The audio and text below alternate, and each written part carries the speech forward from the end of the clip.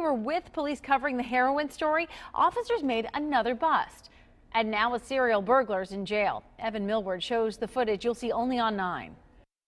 Michael Lepper looks sheepishly over at our cameras, caught with a haul deputies say he stole from homes across several northern Kentucky counties in several days.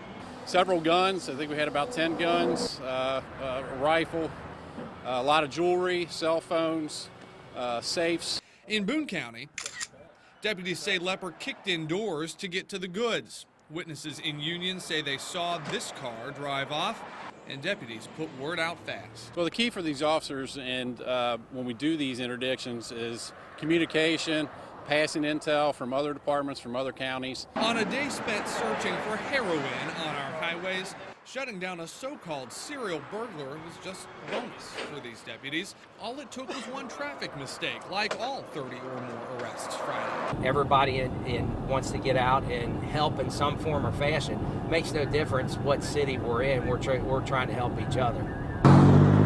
In Campbell County, Kentucky. On a day's work. Evan Millward, 9 on your side.